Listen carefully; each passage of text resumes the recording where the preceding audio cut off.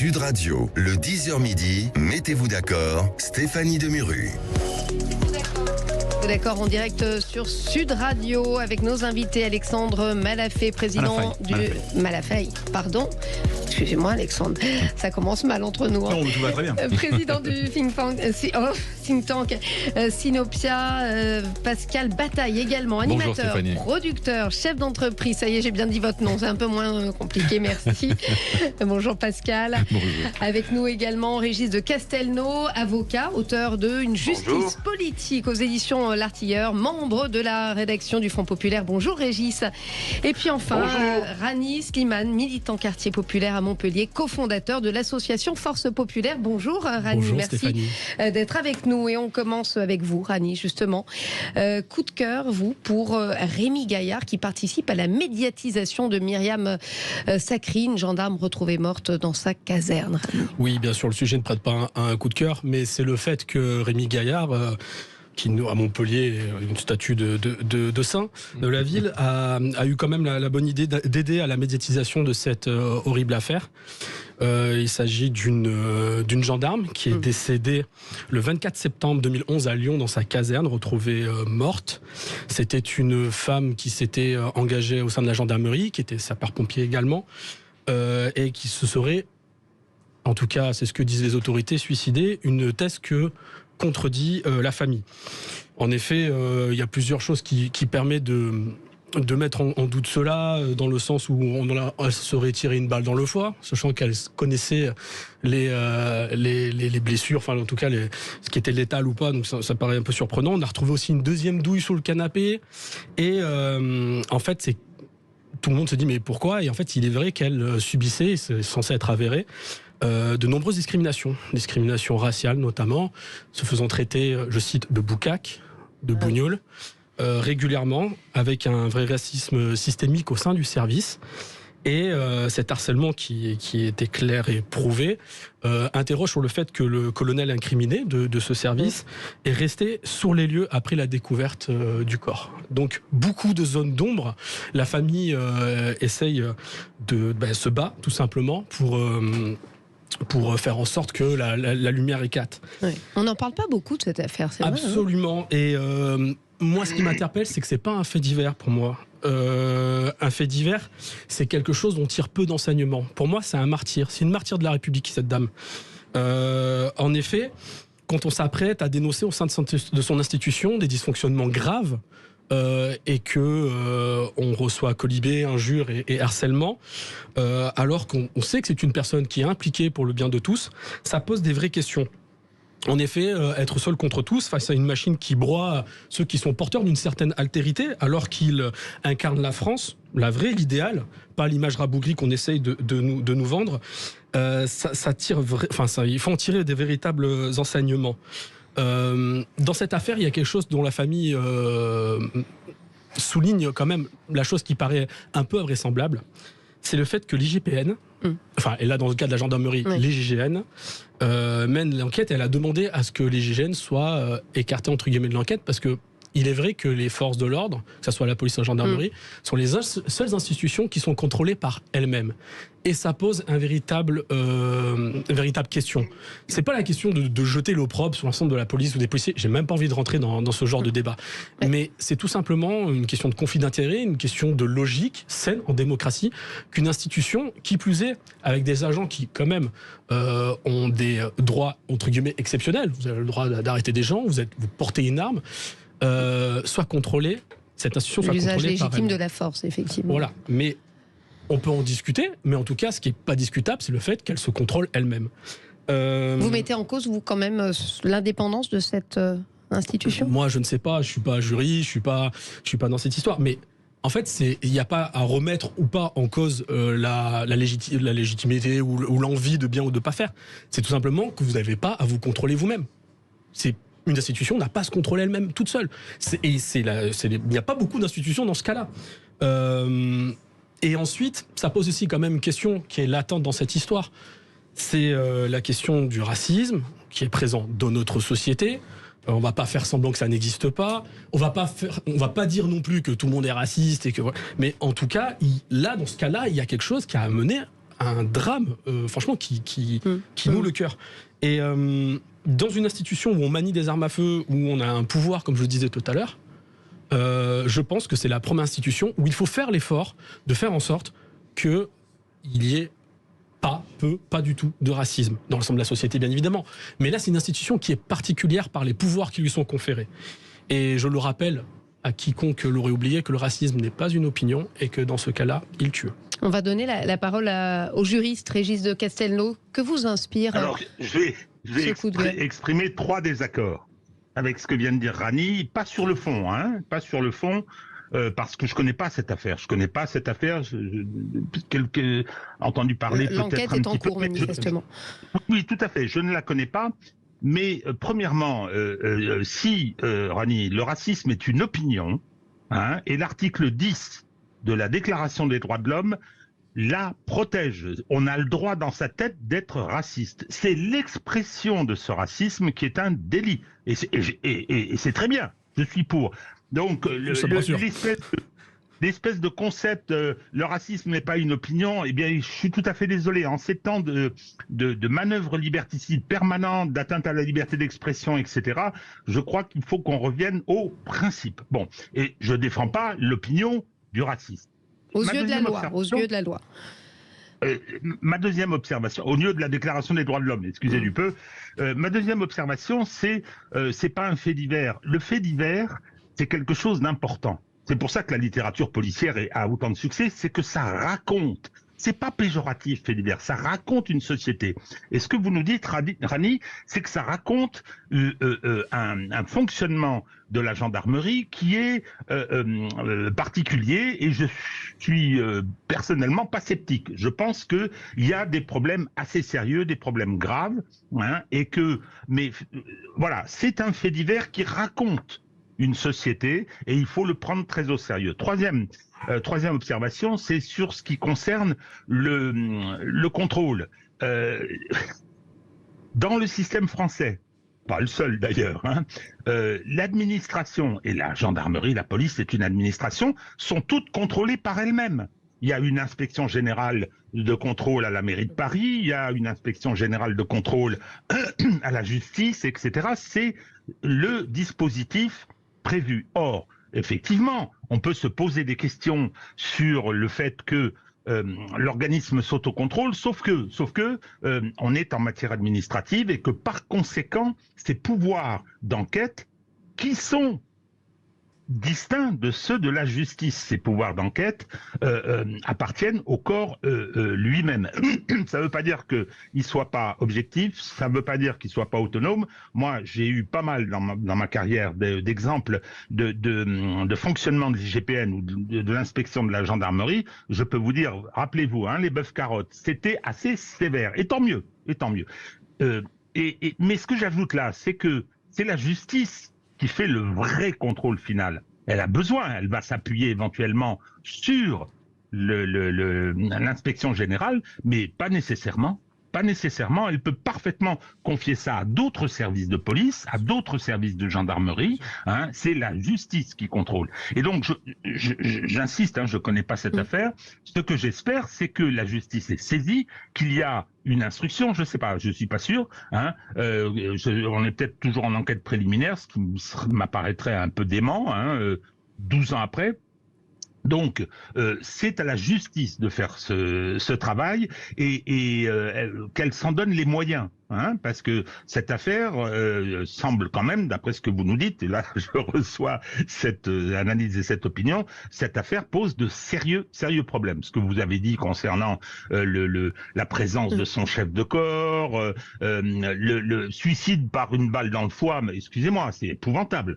On va donner la parole sur studio à Alexandre Malafay. C'est pour compléter ce que vous disiez. Je pense qu'effectivement, l'ensemble de ces services, en fait, ont besoin à la base, quand il y a un problème sur le terrain, un accident, un drame, il y a un besoin d'expertise.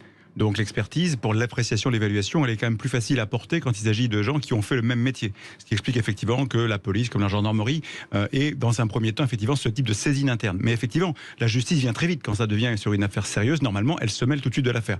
Mais la justice et la police, ça a été dit par Régis, ne sont pas les seuls à avoir leur propre dispositif de contrôle interne, si je puis dire. C'est la même chose dans l'ordre des avocats. C'est la même chose chez les médecins. À un moment donné, quand il y a une problématique, un conflit entre un patient et son médecin, un client et son notaire, un client et son avocat, c'est d'abord l'ordre en question qui va s'en mêler. Et après, effectivement, si ça dépasse le cadre du règlement dans le cadre de cet ordre, c'est la justice qui va venir. Et rien n'empêche de saisir la justice en parallèle. Mais je veux dire, c'est pas absurde que la compétence propre à chaque métier puisse justifier que des dispositifs comme cela soient d'abord et avant tout instruits par ceux qui connaissent bien l'exécution du métier. Et en particulier, le métier de la police, c'est pas un métier anodin.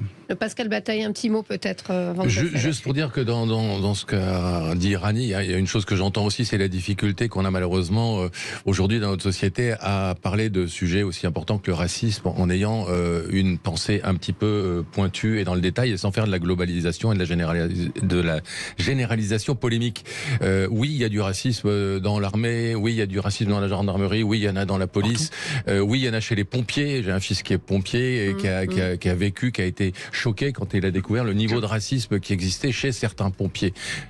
Il faut pouvoir le dire sans pour autant devoir globaliser ce discours en disant la police est raciste, la gendarmerie. Or, c'est forcément ces temps-ci dans ce débat, dans ce schisme qu'on est entraîné. Donc tant qu'on ne pourra pas avoir un discours un peu pesé et un peu pointu en disant oui, il y a du racisme et il faut lutter contre, mais ça ne veut pas dire que l'institution en elle-même l'est. On avance. On se retrouve dans quelques instants pour mettez-vous d'accord. Voilà. On marque une petite pause, on se retrouve dans quelques instants. Sud Radio, le 10h midi, mettez-vous d'accord, Stéphanie Demuru. Mettez-vous d'accord avec nos invités, soyez les bienvenus, n'hésitez pas à réagir. Alexandre Malafaille, j'ai appris que c'était un nom du Sud-Est, c'est ça? Ouest, oh là là, en plus il y avait décidément. Donc il fallait pas se tromper sur la prononciation. Pascal Bataille, animateur, producteur, chef d'entreprise, Régis de Castelnau, avocat, auteur d'une justice politique et membre de la rédaction Front Populaire. Rani Slimane, militant, quartier populaire à Montpellier, cofondateur de l'association Force Populaire. Pascal Bataille, je me tourne vers vous pour votre coup de gueule. Macron à la messe, alors on en a parlé hier, mais entre-temps l'Élysée a confirmé sa venue. Donc. Sa présence, oui. Alors c'est pas un gros coup de gueule parce qu'il y a des choses plus graves et plus importantes effectivement ces temps-ci, mais je trouve que c'est une fois de plus un faux pas de la part de notre président de la République alors que le thème de la laïcité est on ne peut plus présent dans le débat de société, que on a communiqué sur la rentrée des classes au travers d'un vecteur essentiel qui était le port de l'abaya. Je trouve ça extrêmement déplacé de se rendre à cette messe. Déplacé. Oui, déplacé au sens fort du mot, c'est-à-dire que voilà, le déplacement est déplacé. Oui, c'est déplacé, c'est malvenu, c'est stupide et je trouve ça à la limite de la provocation, voilà, un peu. Mais alors je me demande quel est le but caché de cette visite. Est-ce que c'est vraiment pour essayer de voler la vedette au maire de Marseille? Je pense pas que ce soit un enjeu très important pour Emmanuel Macron. Est-ce que c'est pour rassurer un électorat catholique qui est peut-être un peu inquiet avec le projet de loi, par certains aspects du projet de loi sur la fin de vie? Je ne sais pas, je comprends pas, mais je trouve ça effectivement totalement absurde d'aller là-bas alors que rien ne l'y obligé. Alexandre Malafaille, vous n'êtes pas d'accord, je crois. C'était plutôt mon coup de cœur. En fait, je crois qu'il faut d'abord partir de ce constat que la France est un pays très divisé, y compris sur le sujet de la laïcité, de son interprétation. Moi, je reste convaincu que effectivement la laïcité, elle s'applique à l'État, qui doit rester évidemment dans cette posture-là, que la société en revanche n'est pas laïque, et encore moins Marseille. Ça, c'est très clair. Marseille est une ville dans laquelle les religions jouent un rôle extrêmement important. Je crois qu'effectivement, après, le chef de l'État, qui a vocation à être effectivement au-dessus, je dirais, de toutes les querelles et toutes les divisions, pour autant, ça ne veut c'est-à-dire qu'il faut qu'il soit de nulle part. Et que quand on va participer à un événement comme celui-là, d'abord, cet événement, il faut le remettre dans une espèce de profondeur. Pourquoi est-ce que le pape vient à Marseille ? Le pape vient à Marseille, en fait, pour clôturer une semaine de travail entre 70 jeunes de toute la Méditerranée, de toutes les religions, et 70 évêques de toute la chrétienté, pas que catholique, de toute la chrétienté. Et pendant une semaine, ils vont bosser ensemble pour régler justement un certain nombre de grandes problématiques, enfin en tout cas voir comment on peut les aider, les faire progresser, notamment les questions migratoires, les questions sécuritaires, les questions politiques, les questions qui divisent en fait, et sur lesquelles on peut peut-être essayer de trouver des chemins pour relier un peu tout ça, éviter de se taper dessus. Et le pape vient clôturer ce travail-là. Il y aura une grande séquence le matin au Palais du Pharo, et avec ensuite un entretien avec le président de la République, et le président va assister à cette messe qui va aussi permettre au pape François de boucler une boucle très importante pour lui. Rappelez-vous, il a commencé, on va en parler tout à l'heure, il a commencé en 2014 à aller, dès qu'il est devenu souverain pontife, aller sur l'île de Lampedusa pour marquer sa préoccupation majeure et sa peine par rapport au drame migratoire. 22 000 noyés en Méditerranée en 10 ans, ce qui n'est pas banal. Et il vient à Marseille pour clôturer aussi ce cycle au travers de son engagement. Il a 86 ans, on peut imaginer qu'il ne le fera pas. Je me permets, pardonnez-moi, messieurs. Je voudrais juste terminer pour dire, voilà, donc le président de la République va participer à cette messe. Ça ne veut pas dire pour autant qu'il va faire une démonstration. Non, bien sûr. Non, mais ça, aucun chef de l'État n'a jamais effectivement fait la communion, sauf une fois, le général de Gaulle, par erreur, il s'est retrouvé piégé dans une cérémonie. Mais sinon, voilà. Mais sinon, ça ne s'est jamais produit. Par contre, Emmanuel Macron est allé à la messe en hommage au père Hamel. Il était à la messe pour le général Georgelin. Il a déjà participé à une rupture de jeûne à l'occasion effectivement de la rupture du jeûne. Il va régulièrement dans le cadre des dîners annuels du CRIF, le Conseil représentatif des institutions juives de France. Moi, je trouve non. Enfin, ce sont des endroits. Les messes, si, bien sûr. Mais tout ça fait partie de la société. Et moi, je pense que la société, si on veut bien l'appréhender, eh bien, tout en gardant les distances qui vont bien, il faut la comprendre, participer, s'inspirer, écouter et voir ce qui se passe dans un stade Vélodrome où vous avez 80 000 personnes autour d'un pape et cette espèce de ferveur qui va se dégager, qui sera évidemment qui est par ailleurs un chef d'État quand même. Voilà. Et puis écouter ce qui se passe et le vivre et le ressentir. Je pense que pour un chef d'État dans une ville comme Marseille, c'est utile de se plonger là-dedans, mais qu'il le fasse avec toutes les autres religions, ça me va très bien. Alors nuançons juste d'un mot, Stéphanie. Moi, je suis très favorable au déplacement du pape. Je trouve ça merveilleux. Je trouve en plus que le travail que vient de rappeler Alexandre, qui précédera cette cérémonie, et effectivement est un travail plutôt œcuménique, consensuel, etc. et plutôt important par les temps qui courent. Je trouve que la rencontre entre Emmanuel Macron et le pape est tout à fait légitime et normale. C'est le fait qu'il aille assister à cette messe, même s'il ne communie pas effectivement, qui me semble déplacé et qui me semble le pas de trop, parce que c'est pas la même chose d'assister à un enterrement, aux obsèques de quelqu'un et d'aller assister au culte correspondant à sa religion, à la cérémonie correspondant à sa religion, qu'il soit juif, bouddhiste, musulman, catholique ou autre. C'est pas la même chose que d'aller effectivement assister avec tous les catholiques de France et de Navarre à une messe célébrée par le pape à Marseille. Et le fait que ça soit une présence tout simplement pour des raisons privées, est-ce que ça vous choque encore plus peut-être? Il y a une chose qui est claire. Le pape, c'est un chef d'État. Ouais. Qui rencontre le chef de l'État français, comme on l'a dit Pascal, il n'y a aucun souci. Il n'y a aucun souci. Mais là, on sait très bien la manœuvre. C'est que d'aller à la messe, moi, comme tu l'as dit tout à l'heure, c'est quoi qu'est-ce qui se cache derrière ça? C'est quoi l'intention? Moi, je pense qu'effectivement, que c'est déplacé. J'ai la même opinion. Mais j'essaye vraiment de comprendre c'est quoi. C'est de rappeler que la France a une histoire chrétienne. On n'a pas besoin de Macron pour le savoir. Il suffit de se promener dans Paris ou dans n'importe quelle ville pour voir toutes les églises. On le sait. Donc c'est quoi l'objectif? Là, moi, le sentiment que ça donne à beaucoup de nos compatriotes de diverses opinions, de diverses religions, c'est qu'il y a un signe de laïcité à géométrie variable. Et ça, c'est le pire du pire du pire. Vous avez dit tout à l'heure, moi, si on pouvait faire pareil et tout, à la rigueur, bon, oui, mais le problème, c'est que les choses sont claires. La laïcité, c'est simple.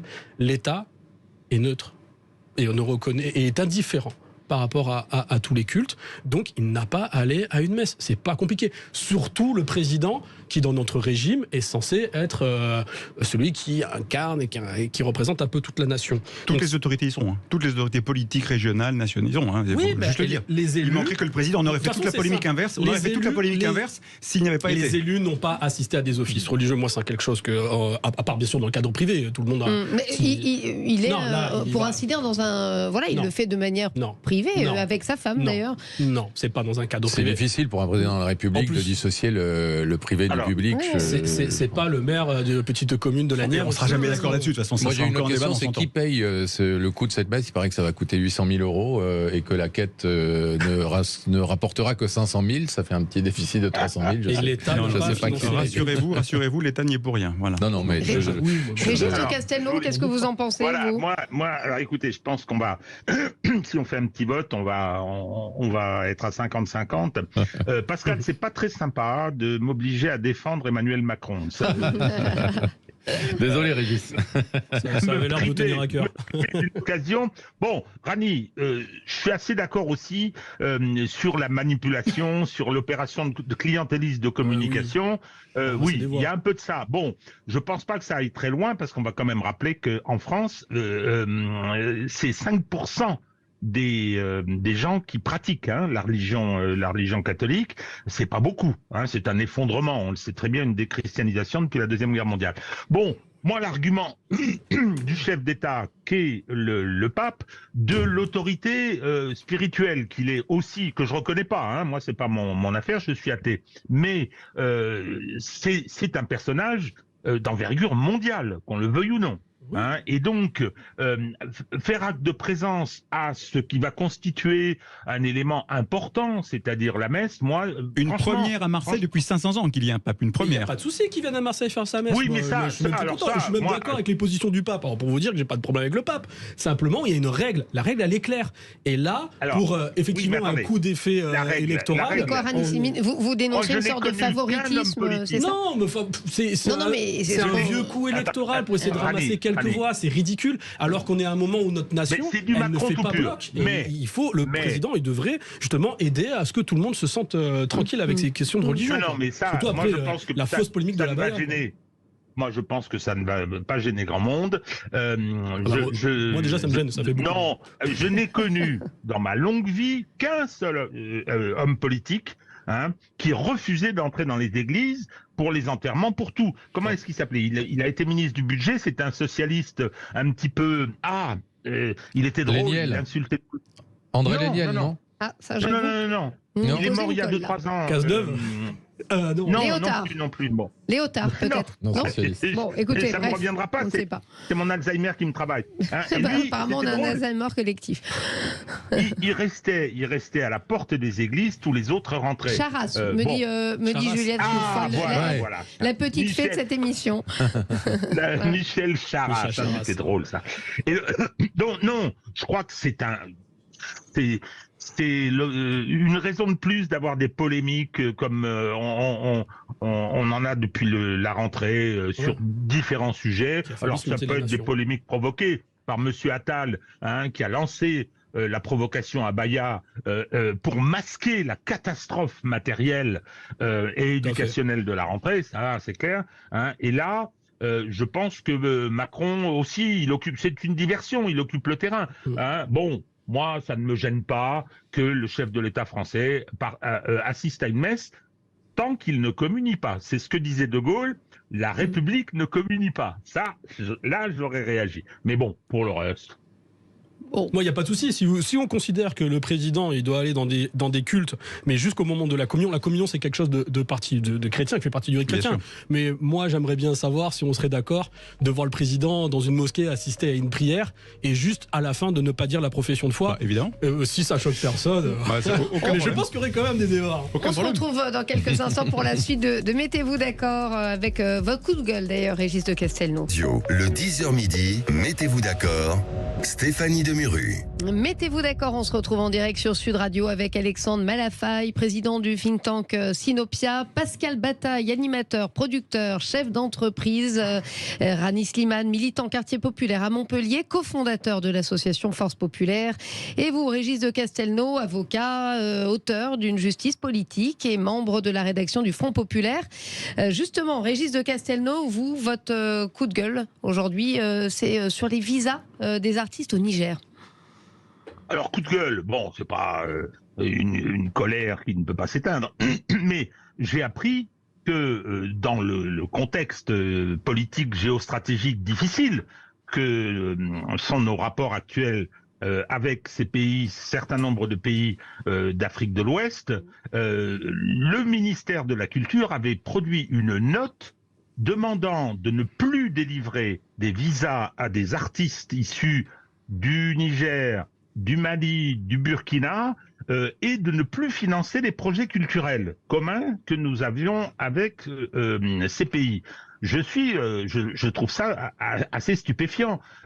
Ça ressemble à une sanction. Je la vis d'autant plus mal que j'ai une grande passion pour la musique de cette région extraordinaire.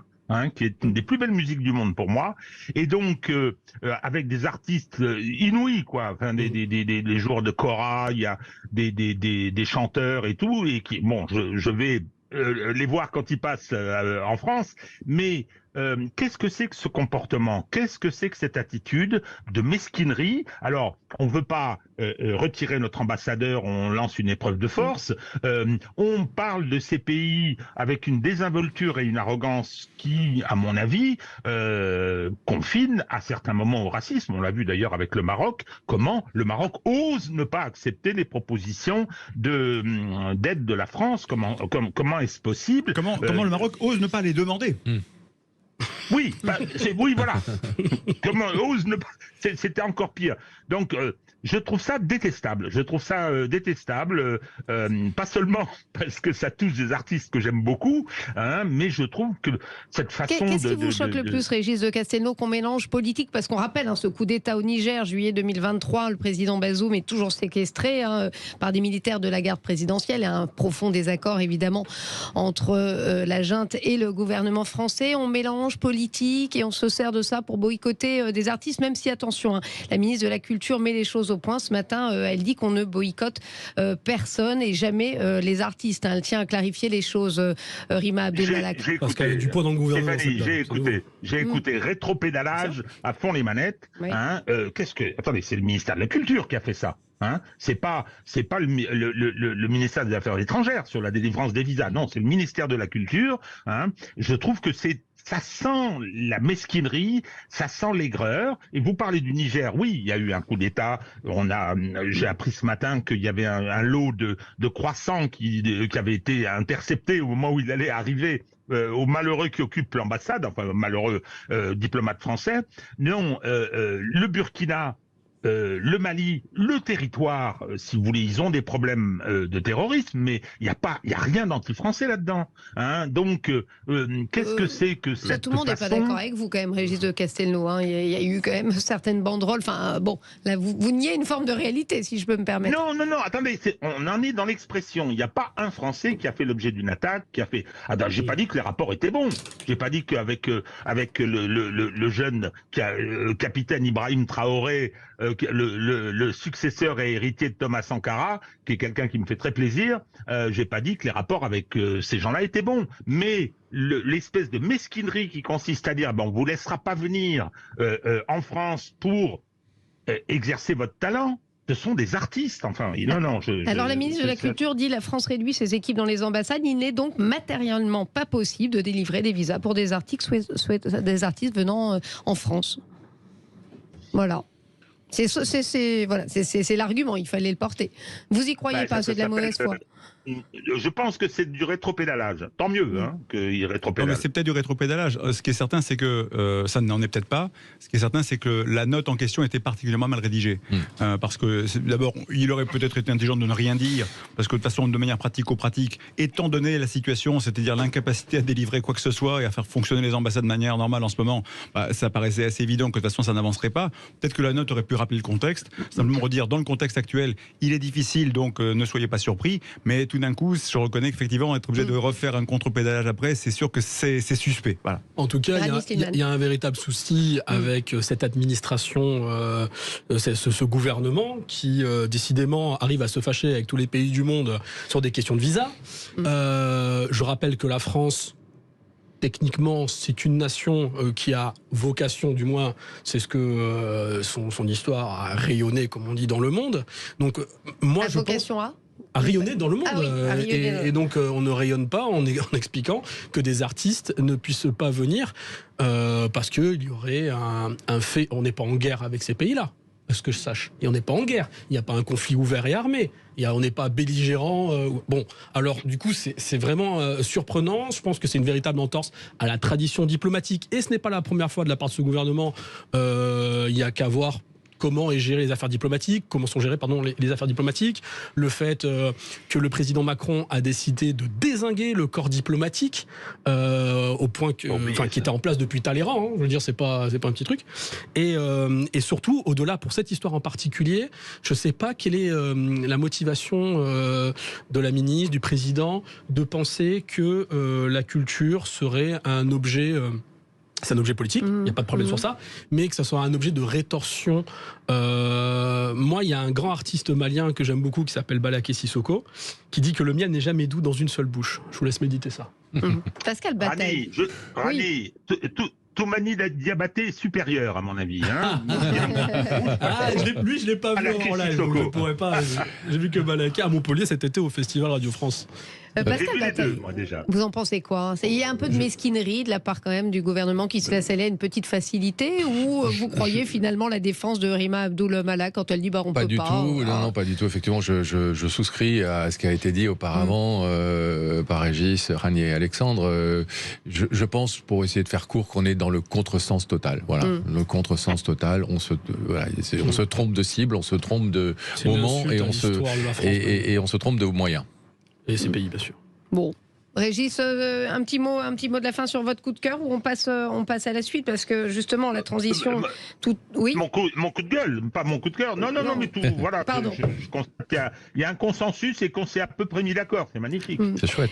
Alors ça nous amène à l'afflux de ces 7000 personnes, hein, soit l'équivalent de la population locale de la petite ville de Lampedusa. Hein, tous les journaux ont ouvert avec ça, afflux de 7000 personnes. On en parle dans quelques instants avec vous, les invités, sur Sud Radio en direct.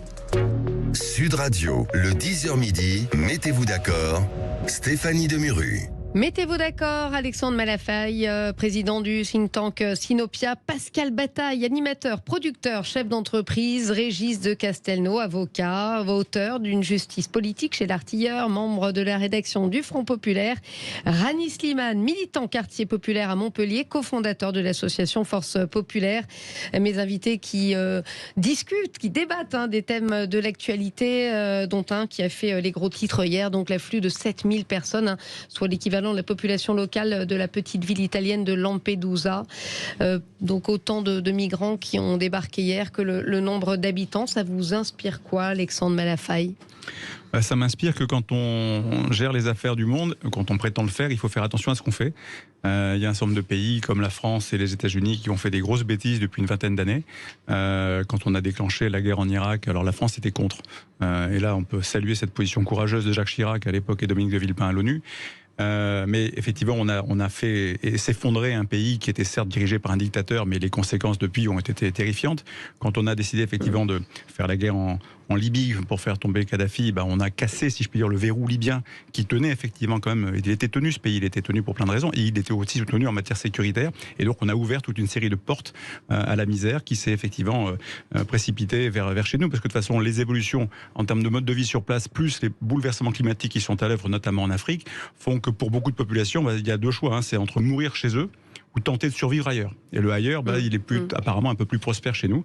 Donc les flux ne s'arrêteront pas, mais les chiffres sont terrifiants, parce que ce que vous évoquiez hier, c'est 6000 personnes, avec l'Italie qui fait ce qu'elle peut pour accueillir, parce que l'Union européenne n'est pas encore dans un mode totalement solidaire sur ce sujet-là. Ça aussi, c'est un vrai gros sujet, parce qu'aucun pays ne réglera ça tout seul. Mais par contre, les chiffres sont là. On est à peu près 120, 130, 140 000 migrants par an qui prennent effectivement simplement le couloir méditerranéen. Je ne parle pas de ceux qui arrivent ou qui sont bloqués en Turquie. En Turquie, ils sont plus de 4 millions dans les camps. Et là, avec un financement européen, avec M. Erdogan qui joue une partie très importante pour nous, dans des conditions parfois un peu étranges, mais en tout cas qui bloque chez lui des millions de personnes, des réfugiés, dans des conditions qui sont, on ne regarde pas trop, et peut-être tant mieux, parce que sinon je pense qu'on serait choqués. Voilà, mais donc 120 000 par an, et depuis 10 ans, on ne regarde, mais pas beaucoup. Ça nous regarde. Ça nous regarde clairement. Mais ça nous regarde non seulement, parce qu'en plus on finance 3 milliards, donc bref. Et puis pour la petite histoire, c'est pas une petite histoire, c'est ça qui est dramatique, et c'est aussi pour ça que beaucoup de gens sont mobilisés, et comme on parlait du pape tout à l'heure, le nombre de noyades en Méditerranée depuis 10 ans, c'est 22 000 quand même. 22 000 personnes qui se sont noyées. Et c'est monstrueux. Donc, on a affaire à un drame humain sous nos yeux. On a une problématique de fond qui est le comment l'Afrique va se développer ou pas. Et tant qu'elle se développera pas, tant qu'on réglera pas le développement en Afrique, même si effectivement on peut chez nous accueillir une partie de cette population et lui donner un avenir, un travail, ça restera compliqué. Ça pose plein de problèmes en termes d'intégration, en termes d'assimilation. Surtout qu'on voit que même l'Allemagne ferme ses portes là. Donc parce qu'on touche des limites. À un moment donné, on touche des limites on touche des limites à la capacité à faire. Les Allemands, ils ont été plutôt très très chouettes. Voilà. Bon, la France n'est pas non plus toujours à blâmer. Enfin, dire, on a aussi pas à avoir honte de notre tradition migratoire. On n'est pas parfait non plus. Mais voilà, mais c'est compliqué, surtout quand ça va très vite, aussi vite, avec des moyens qui sont comptés, avec des difficultés multiples dans un contexte qui est celui de l'état de droit. Alors qu'il y a aussi quelques inconvénients, c'est quand il y a des dérives, quand il se passe des choses graves. Derrière, les recours dans tous les sens, la justice est saturée. C'est très compliqué de gérer ce sujet-là de manière objective. Et l'opinion publique. Et l'opinion se lasse. Parce qu'en plus, bien sûr, ça fait l'objet d'exploitation par les uns, par les autres. C'est parce que tout ça devient des sujets politiques. Il n'y a pas de responsabilité politique sur ces sujets-là. Chacun pense que voilà, chaque sujet est l'occasion d'exister. Et donc, ça nous divise et ça favorise des camps contre un autre. Et c'est évidemment assez triste. Pascal Bataille. J'aurais pu écrire avec beaucoup moins de talent et d'éloquence ce que vient de dire Alexandre. Je souscris en tout point à ce qu'il dit. Il faut réfléchir à deux niveaux. Il faut réfléchir à comment on traite aujourd'hui cette problématique des migrants. Et là-dessus, je voudrais signaler une chose, c'est que ça sert à rien, manifestement, de faire confiance à l'extrême droite et de les lire pour ça. La preuve, c'est qu'en Italie, ils n'y réussissent pas malgré ce gouvernement d'extrême droite. Donc il faut le dire. Voilà, c'est pas une solution d'élire l'extrême droite pour résoudre les problèmes d'immigration. Deuxièmement, effectivement, il y a un moment où il va falloir peut-être essayer d'arrêter de mettre le merdier, pardonnez-moi l'expression, partout dans le monde. En n'imaginant en aucune façon les conséquences de ce qu'on fait et en s'en lavant les mains comme en Afghanistan. Alexandre parlait de la Libye, il y a l'Irak, effectivement, heureusement. Le magnifique discours de Dominique de Villepin et la décision de Jacques Chirac nous a épargné d'en être, mais il y a ça a déstabilisé, ça a déstabilisé la région, la Syrie, même notre rôle dans le fameux printemps arabe en Tunisie, etc. Là, vous avez l'air de retirer des leçons, les opinions qui osaient dire ça il y a quelques en temps et en heure étaient extrêmement critiquées. C'est qu'il y a un moment où effectivement il faut quand même imaginer que et on va s'en rendre compte avec ce qui est en train de se passer en Afrique, les pays dont on évoquait les problèmes il y a quelques instants. Il faut à un moment se demander quelles sont les répercussions d'une décision politique, d'une décision d'intervention, qu'elle soit militaire, qu'elle soit diplomatique, etc., d'ingérence dans les affaires des autres pays, et que oui, les dictateurs, il faut lutter contre, mais quand on se remplace un dictateur sans avoir en amont la solution politique et sur les 20, 30, 50 prochaines années, eh bien, les conséquences sont bien plus dramatiques encore que ce qu'on a évité. Rani Slimane. Moi, je souscris et je veux dire avec encore moins de talent que les deux. Non, mais vraiment, il y a la déstabilisation de la Libye est une catastrophe géopolitique, une catastrophe humaine. En plus, nous avons vu l'horrible inondation dont ont été victimes les Libyens et qui, je le regrette, en France, a beaucoup moins d'écho que ce qui se passe aussi dramatiquement au Maroc et préoccupe grandement parce que la Libye est un pays déjà fascinant, des gens... comme partout dans le monde, des gens extraordinaires. Le nombre de morts est hallucinant. Oui, c'est vrai. C'est vrai qu'on n'en parle pas. On en parle, mais c'est vrai que c'est ce que je disais hier. C'est assez choquant de voir qu'on n'en parle pas plus que ça, parce que une partie aurait pu être évitée tout de même. Hein. Tout à fait. Mais oui. Et moi, je l'affirme, et je n'ai pas de souci avec ça. C'est que le barrage. Dans la gestion, après, le barrage qui a cédé n'était pas entretenu depuis 2002. Ah, tiens, ça me rappelle une date. Et moi, je pense que M. Sarkozy et M. BHL ont une responsabilité et sont. Et l'OTAN derrière eux, je vous rappelle l'influence, quand même. Et j'allais revenir, l'influence de l'OTAN est extrêmement problématique sur la marche de la politique française. Nous sommes un pays qui, depuis la Ve République, depuis le général de Gaulle, est non aligné. Il faut y revenir. Moi, j'apprécie de voir des consensus sur ces sujets de M. de Villepin, qui n'est pas dans Camarade Magazine chaque semaine, et M. Mélenchon, qui disent à peu près la même chose, avec bien sûr des nuances sur les diverses situations, mais il y a quand même une tradition qui est ancrée et avec laquelle on a un gouvernement et au préalable M. Sarkozy et aussi d'une certaine mesure M. Hollande ont quand même rompu. Ce que je tiens à dire aussi, c'est quand même qu'en Europe, nous sommes 447 millions de personnes, Je ne minimise pas le nombre de personnes qui arrivent, qui est important d'un coup, mais je pense que beaucoup de pays en Europe ne jouent pas le jeu. Et nous avons eu, la France... Les pays de l'Est, les pays... Beaucoup de pays à l'Est, on peut les citer. Hein. On peut les citer, c'est vrai que ça la Pologne, voilà, on peut le dire, la Hongrie de M. Orban, qui ont un défaut d'humanité. Mais je me permettrai un commentaire là-dessus. Oui, d'accord. Mais même les pays scandinaves qui étaient traditionnellement extrêmement accueillants revoient leur politique. Il y a aussi la pression des opinions publiques. Là, j'en profite pour placer un sondage. Alors, Odoxa, voilà, pour le Figaro, 74% de l'opinion publique, c'est beaucoup quand même, rejettent l'action actuelle de l'exécutif. Ils veulent plus de répression, obligation de quitter le territoire, 82%, mise en place de quotas, un référendum. Bref, on demande plus de sévérité. Donc vous faites quoi avec ça ? Est-ce que dans ce sondage, on a demandé, est-ce que vous êtes d'accord pour voir des gens mourir en mer ? Non. Est-ce qu'on a demandé dans ce sondage... Je crois que personne n'est d'accord, bien évidemment. Vous êtes d'accord ? Est-ce que vous aideriez quelqu'un que vous verrez en face de vous qui dort dans la rue ? Les Français sont généreux, ils le feraient. Moi, je ne veux pas faire passer le peuple français pour des... il faut peut-être éviter ce genre de situation. Effectivement, comment on fait ? Comment on fait ? Il faut une action politique d'envergure au niveau international, au sein de l'Union européenne. Il faut contraindre les pays de l'Union européenne, parce qu'on nous a vendu l'Union européenne, je le rappelle, contre la volonté des Français. Dans ce cas-là, et il y a des pays qui ne veulent pas jouer leur part. À quel moment on fait de la pression sur ça ? Et notamment, nous, les Français, on a aussi un passif. Parce que moi, j'étais à Gênes. Oui. Une année où il y a eu une énorme poussée migratoire. Sur le port de Gênes, les gens dormaient à même le sol. La France a fermé les frontières, les Italiens étaient fous. On les a laissés se débrouiller tout seuls. Et si l'arrivée de Madame Meloni a une raison, cette raison, en partie, elle s'appelle Monsieur Macron. Juste réagir là-dessus, moi je pense que sur un point qui est forcément un point très clivant, mais je pense qu'en fait, on ne peut obliger aucun pays, à accepter sur son territoire entre guillemets de subir des flux migratoires s'il ne le souhaite pas.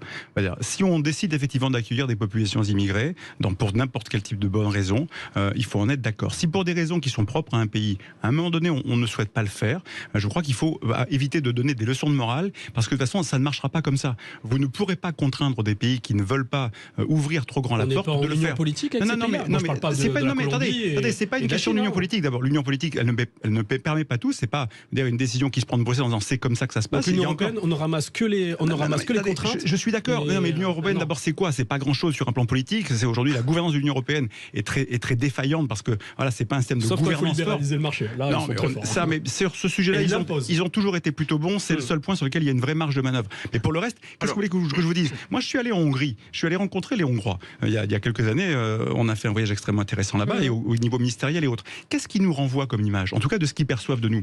Quand vous voyez dans le cadre de l'état de droit, comment vous êtes emprisonnés dans des difficultés insurmontables en matière de gestion de vos populations migratoires. Quand vous voyez ce que sont devenus un certain nombre de vos quartiers, c'est ce qu'ils disent. Quand vous voyez ce que sont devenus un certain nombre de vos quartiers, quand vous voyez comment les religions se sont mêlées de la vie publique, l'islam bien sûr, mais voilà. Et donc tout ça, il dit pourquoi vous voulez qu'on importe ça chez nous, dans un cadre qui est aussi l'état de droit où on va pas s'en sortir. On renvoie une image qui donne pas envie. Alors quand je dis ça, je suis peut-être sur un propos qui peut faire peur, qui peut être choqué, mais c'est ça la réalité. Et donc tous ces pays qui ont une tradition, une culture, veulent pas trop se diluer à marche forcée. Et donc, tant qu'on n'aura pas trouvé effectivement des vraies solutions pour faire en sorte que l'intégration et ce type de solidarité, ce mécanisme se passe mieux, on aura des pays qui resteront difficiles et peut-être qu'ils finiront par sortir de l'Union européenne.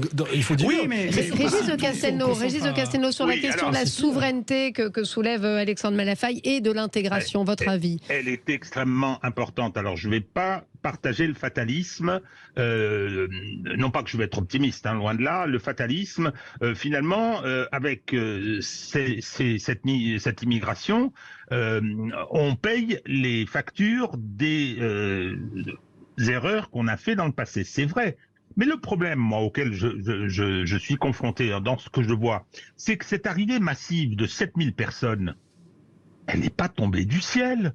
Lorsqu'on dit la destruction de la Syrie a fait un appel d'air et maintenant l'immigration arrive, l'immigration n'arriverait pas s'il n'y avait pas des réseaux, s'il n'y avait pas des passeurs, et qu'on ne vienne pas me raconter que ce qui se passe à Lampedusa n'est pas le fruit d'une organisation. Il y a eu 160 bateaux qui sont arrivés, tout ça est organisé. Et quand on voit qui est à la manœuvre, Madame Rackete, la fille du marchand d'armes, financée par son père d'ailleurs, qui est en permanence à patrouiller, à passer des accords avec les passeurs libyens, etc., ou un autre affréteur d'un bateau, qui était un des dirigeants de Blackwater, qui était l'équivalent de Wagner chez les Américains, qui a changé de nom depuis. Donc tout ça est organisé aussi. Il y a des trafics, et moi je rappelle quand même que il y a un certain nombre de grands intérêts qui attendent avec impatience une main-d'œuvre exploitable facilement, une main-d'œuvre qui aspire à une forme de prospérité, parce que justement, en Occident, il y a un problème maintenant de main-d'œuvre. Il y a un problème. Très rapidement, parce que là on arrive à la fin, mais c'est vrai que c'est une opinion qui n'engage que Régis de Castelnau. Oui, et que je répondrai pas, mais il y a quelque chose qui est important. Rapidement. Les gens qui arrivent sur ces plages sont des êtres humains, des pères, des mères, des enfants. Ils ne sont pas porteurs de la peste. Ils n'ont pas un projet d'envahir ou quoi que ce soit. Ce sont des gens. Ça aurait pu être nous si nous étions nés ailleurs, et ça on le dit pas assez souvent, parce que quand on parle des flux migratoires, on a l'impression on a l'impression qu'on parle de nuisibles, de cafards. Ce sont des êtres humains, ce sont nos frères et nos sœurs en humanité, et il y a un moment il faut s'en souvenir, parce que ce qui leur arrive, ça peut nous arriver peut-être un jour. On se retrouve dans quelques instants pour Mettez-vous d'accord. Sud Radio, le 10h midi, Mettez-vous d'accord, Stéphanie Demuru. Mettez-vous d'accord en direction Sud Radio avec mes invités aujourd'hui, Alexandre Malafaille, président du think tank Sinopia, Pascal Bataille, animateur, producteur et chef d'entreprise, Régis de Castelnau, avocat, auteur d'une justice politique chez l'Artilleur, membre de la rédaction du Front Populaire, et puis Rani Slimane, militant, quartier populaire à Montpellier, cofondateur de l'association Force Populaire. On continue avec vous de parler des grands sujets du jour, et l'un d'eux évidemment qui est omniprésent, c'est l'une des préoccupations, voire la préoccupation numéro 1 des Français, le pouvoir d'achat, l'inflation. Alors pas des bonnes nouvelles, puisque les chiffres sont extrêmement mauvais. Aujourd'hui, 4,3% sur un an enregistré en juillet. Une inflation nourrie par les prix d'énergie qui ont augmenté de 6,8% sur un an, notamment en août, ça vous a pas échappé sur vos factures. 10% pof dans la tronche en plein mois d'août, et là ça va, pardon d'être un peu familière, mais c'est vrai que ça fait mal quand on voit la facture. Fabien Roussel, lui, il appelle à envahir les stations-service après les préfectures. Fabien. Voilà, vous allez le suivre, Rani Slimane, Fabien Roussel, dans ces manifestations dans les grandes surfaces et les stations. S'il faut manifester pour le pouvoir d'achat, moi, je battrai le pavé, j'ai pas de souci. Je pense que Monsieur Roussel, là, sur ce coup-là, il a perdu une occasion de se taire, parce que parler, franchement, c'est un appel à la violence assez inouï de sa part. Moi, je vois qu'on tape souvent sur certains dirigeants politiques. Quand on regarde ce qu'ils disent, parce qu'ils ont un verbe haut, et quand on regarde ce qu'ils disent, on se rend compte qu'en fait, il n'y a jamais d'appel à la violence. Il y a une contestation forte, une remise en question d'un système, ça, il n'y a pas de problème. Mais aller dans des préfectures, prendre d'assaut des préfectures, je ne pense pas que ce soit un moyen d'action qui fasse avancer la cause des travailleurs. Pascal Bataille. En tout cas, c'est à noter aujourd'hui. Alors, je sais que vous n'aimez pas toujours les sondages, mais enfin, il y en a quand même riches en enseignements. IFOP, Fidocial, en plus, c'est pour Sud Radio. Montre que les Français ne sont pas dupes. Pour 84%, elle est structurelle et durable. Elle a évidemment un impact sur le pouvoir d'achat, 92% d'entre eux. Et surtout, pour 81% des personnes interrogées, le gouvernement n'en fait pas du tout assez pour agir contre l'inflation. Pascal. Oui, je suis assez d'accord avec ça. Il faut regarder, quand on regarde un peu plus en détail, effectivement, l'inflation est en hausse, l'augmentation des prix s'accroît, mais elle est essentiellement due, cette hausse, au prix alimentaire et à l'énergie. Sur d'autres secteurs, et heureusement, on a une petite baisse en août, et il faut le signaler aussi. Ça veut dire qu'effectivement, on sait quand même où on peut focaliser une action. L'énergie, l'alimentaire, c'est évidemment des points qui impactent énormément le quotidien de nos compatriotes, et je pense que, alors je ne suis pas économiste, donc je vais parler très modestement, mais je pense effectivement qu'il y a moyen d'agir plus efficacement sur ces deux secteurs.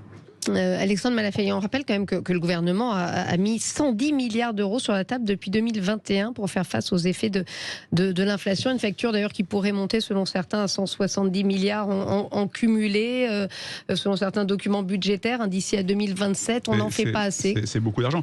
En fait, ça c'est amusant. Les Français disent qu'il n'en fait pas assez. C'est vrai qu'il en fait beaucoup, mais c'est un peu cotère sur jambe de bois dans beaucoup de domaines, malgré tout. Mais surtout, en fait, il a fait tout ce qu'il fallait pour qu'on en arrive là. C'est-à-dire que, là encore, il faut voir d'où on part. On a quand même traversé 2 années Covid qui ont été lourdes de conséquences dans plein de domaines et qui ont eu des impacts sur l'économie mondiale monstrueux. Le transport maritime, par exemple, n'a jamais coûté aussi cher que depuis que le Covid est arrivé. Les mesures qui ont été prises, elles sont prises par des gouvernements bonnes, peut-être, mais enfin, les conséquences, il faut les assumer. Ensuite, la guerre avec l'Ukraine et la Russie, on a décidé de faire front commun, de déclarer quasiment la guerre à la Russie, dans une logique de surenchère. Ça a fait flamber les marchés de l'énergie. Tout ça, il faut l'assumer. Ensuite, on a décidé d'un marché européen de l'énergie et on a mis EDF dans une situation insupportable. EDF perd des dizaines de milliards d'euros, est en charge comme d'aménager notre réseau, de l'entretenir, de développer les centrales nucléaires, etc. Les factures sont monstrueuses. Ils ont perdu 20 milliards l'année dernière. Il faut bien se retrouver sur le prix de vente quelque part. Et qui paye? C'est pas l'État qui peut employer EDF. Il le fait déjà assez. Voilà. Ensuite, on a une dépense publique qui n'est pas maîtrisée. On a un coût de service public qui n'est pas très performant au regard de ce qu'il coûte. On pourrait en débattre longuement. On a la transition écologique dont on dit tout ce qu'il faut y aller. Alors on y va, on investit à tous azimuts. On parle de centaines de milliards d'euros quasiment par an d'investissement à faire pour être d'un coup à zéro carbone dans quelques années. Tout ça a un prix. Donc tout ça a un prix et ça se traduit sur les coûts. Et à côté de ça, on a des indices qui disent pas la vérité.